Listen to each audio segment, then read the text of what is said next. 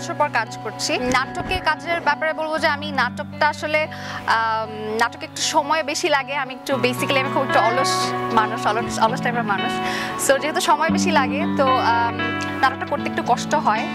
আর হচ্ছে কিছু ঝামেলার কারণে কয়েকদিন আমি কাজ করিনি। তো আমি চলে যাচ্ছি 28 তারিখে। তো যাওয়ার আগেই কাজী সাইফ আহমেদ যে ডিরেক্টর, ওনার কাজ করছি। কারণ হচ্ছে গল্পটা লিখেছেন হচ্ছে অনুরূপ আইচ, উনি ভালো লেখেন গল্প। কাহিনীটা পড়ে আমার কাছে অনেক ইন্টারেস্টিং মনে হয়েছে। আমার ডুয়েল ক্যারেক্টার এরকম আগে আমার ডুয়েল ক্যারেক্টার করার সুযোগ হয়নি আনফর্চুনেটলি। সো মনে হলো যে আচ্ছা ঠিক আছে, এখানে অভিনয়ের জায়গা আছে দেখে কাজটাতে ইয়েস বলা। আর কাজ করতে খুব ভালো লাগছে কারণ ওরা অনেক ফ্রেন্ডলি, কোঅপারেটিভ, অনেক হেল্পফুল।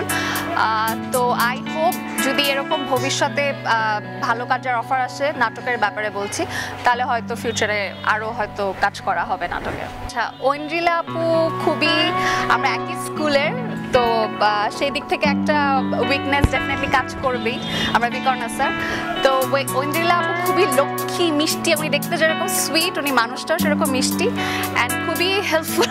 আর আমার যেটা মনে হয় যে একটা শুটিংয়ে মেয়ে কো আর্টিস্ট থাকলে আসলে অনেক হেল্প পাওয়া যায়। আর উনি যেহেতু আমার থেকে সিনিয়র, উনি অনেক ব্যাপারে আমাকে একটা ছোট জিনিস শেয়ার করতে চাই। সেটা হচ্ছে যে একটা কস্টিউম আমি ভুলে গিয়েছিলাম, ঐন্দ্রিলা আপু আমাকে মনে করে দিয়েছে যে না তোমার এই কস্টিউমটা ছিল না, কন্টিনিউটি যেহেতু সিন ছিল, ঐন্দ্রিলা আপু মানে আমাকে মনে করে দিয়েছে যে না তোমার আরেকটা কস্টিউম ছিল, তুমি ভুল করছো। তো এরকম আসলে অনেক ব্যাপারে হেল্প পাচ্ছি। সো এক্সপিরিয়েন্স খুবই ভালো অ্যান্ড ভবিষ্যতে আরও অনেক কাজ করতে চাই ঐন্দ্রিলা আপুর সাথে। আর নাইমের কথা বলবো যে নাইমের সাথে আমার অনেক টিভিসি করা হয়েছে, বাট এই প্রথমেই আমরা নাটকে কাজ করছি। নাইমও খুবই কোঅপারেটিভ অ্যান্ড খুবই হেল্পফুল অ্যান্ড প্রতিটা শটেই দেখা যাচ্ছে যেহেতু আমার থেকে সিনিয়র, রেগুলার কাজ করে, আমি হয়তো অনেক কিছু অনেক বুঝি না, অনেক মানে ম্যাচিওর না মানে নাটকের ক্ষেত্রে যদি বলি। তো নাইম ভাই অনেক হেল্প করছে, সব ছোটোখাটো ভুল ধরিয়ে দিচ্ছে।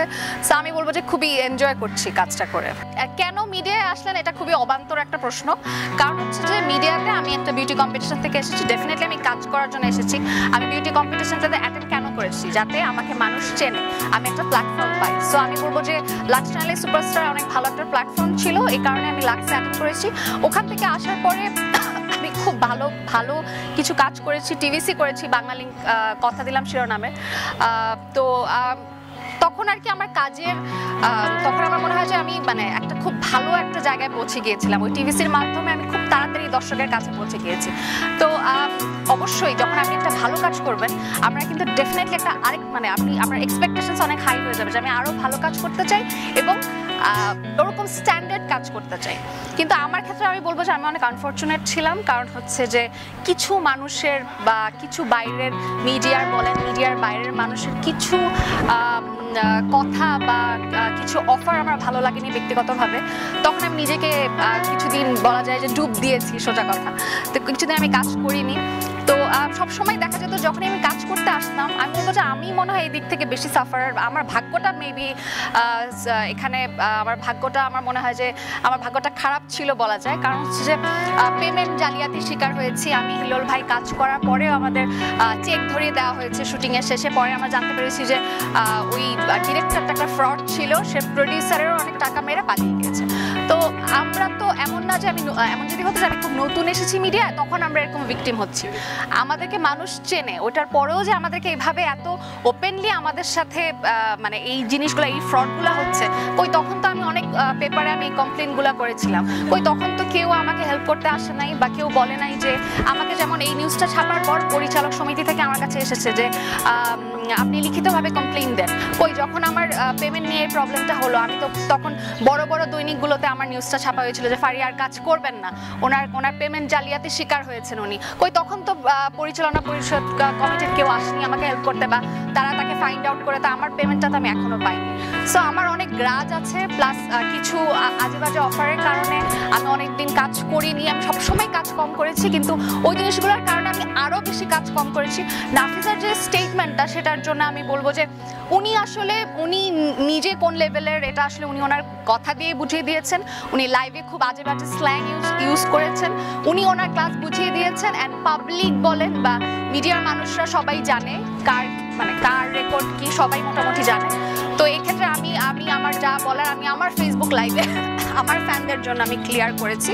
অ্যান্ড আমি সবসময় আমার কথা হচ্ছে আমি ভালো মতন কাজ করতে চাই, কাজ শেষে আমি পেমেন্ট নিয়ে বাসায় চলে যাব, এর বাইরে আমি কারোর সাথে কোনো সম্পর্ক মেনটেন করতে চাই না। দ্যাটস শাকিব খান আমাদের বাংলাদেশের অনেক বড় একজন হিরো। আমার এই তো প্রেম নামের একটা মুভির অফার ছিল শাকিব খানের সাথে। সোহেল আমার ভাই আমার বাসায় এসে আমাকে যখন আমি তোমার মনের ভেতর একবার ঘুরে আসতে চাই গানটা তো খুবই পপুলার হয়েছিল, ওই গানটা তখন বাজারেও আসেনি, বাট আমি গানটা শুনেছিলাম, আমাকে সোহেল আমার ভাইয়া শুনিয়েছিল যাতে আমি খুব ইন্টারেস্টেড হই মুভিটা করার জন্য। কিন্তু যখন আমাকে বলা হলো যে কো-আর্টিস্ট হিসেবে শাকিব খান আছে, তখন আমি একটু ভয় পেয়েছিলাম, কারণ আমাকে মিডিয়ার মানুষজনই আমাকে হয়তো জানি না এটা হয়তো হিংসার বশে ওরা করেছে, আমাকে বলছে যে শাকিব খানের সাথে কাজ করলে ইউ হ্যাভ টু স্যাক্রিফাইস। তো তখন আমি একটু ভয় পেয়ে গিয়েছিলাম যে ভাই আমি তো শুনেছি যে এই জিনিসটা এরকম, তো অনেকে এই স্টেটমেন্টটাকে কথাটা কিন্তু অ্যাকচুয়ালি এরকম না যে শাকিব খান আমাকে ডিরেক্টলি বলেছে, কথাটা ছিল যে আমি শুনেছি এজন্য আমি কাজটা করতে ইন্টারেস্টেড না। বাট শাকিব খানের ফ্যান বলেন বা আমাদের মিডিয়া বলেন, অনেক নিউজ পোর্টাল আমি দেখেছি ছেপেছে যে ফারিয়া শাহিন বলেছে শাকিব খানের সাথে কাজ করতে হলেই স্যাক্রিফাইস করতে হয়। তো দুইটা কথার মধ্যে কিন্তু ডিফারেন্স আছে। এক হচ্ছে শাকিব খানেরটা তো ডেফিনেটলি, আরেকটা যেটা আমি বলেছি যে মিডিয়ার পরিচালক অথবা প্রডিউসারদের কথা, আমি কিন্তু সবার নাম বলি নাই বা আমি কোনো নামও মেনশন করিনি। আমি কিছু মানুষের জন্য আমি সাফার করছি, এই জায়গায় অনেক ভালো কাজ হয়, অনেক ভালো প্রডিউসার ডিরেক্টর আছে দেখে কিন্তু আমি মানে কিছুটা যতগুলো কাজ করেছি ভালো ছিল দেখে অবশ্যই ভালোদের কাজ করেছি। তো এই দুটো কনফিউশন আমি ক্লিয়ার করতে চাই যাতে সবাই বুঝে যে একটা হচ্ছে আমি শুনেছি, আরেকটা হচ্ছে আমি ভিকটিম হয়েছি গুটি কয়েকের কাছ থেকে, কিন্তু আমি সবাইকে ব্লেম করিনি। এই জিনিসটা আমি ক্লিয়ার করতে চাই। That's it. দর্শকদের উদ্দেশ্যে বলবো যে আপনারা আমার জন্য দোয়া করবেন। আপনাদের কাছ থেকে আমি অনেক কম কাজ করার সত্ত্বেও অনেক ভালোবাসা পেয়েছি। আমার জন্য দোয়া করবেন যাতে আমি ভালোভাবে আমি আমার ডিগনিটি নিয়ে কাজ করতে পারি ফিউচারে। এখন আমি যতটুকু কনফিডেন্ট, ফিউচারে যাতে কনফিডেন্ট থাকতে পারি অ্যান্ড আপনাদের ভালো ভালো কাজ উপহার দিতে পারি। That's it.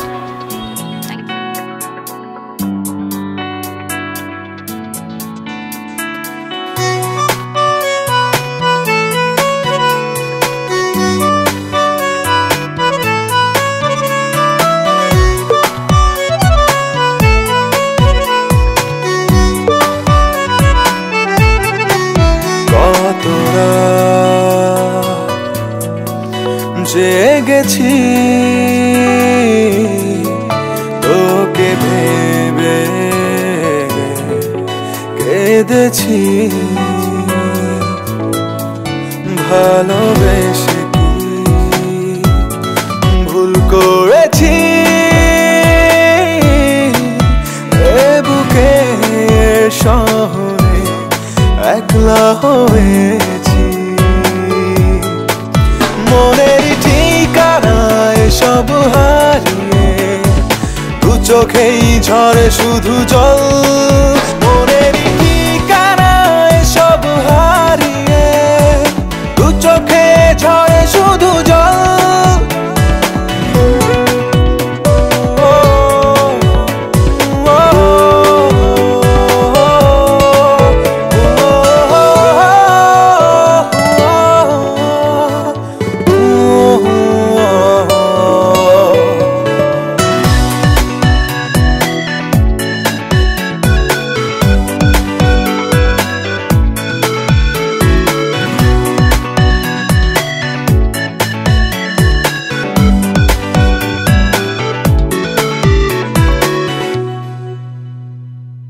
আজ নেই কোনো আশা, নেই আজ কোনো ভাষা, বুকে আছে শুধু যন্ত্রণা।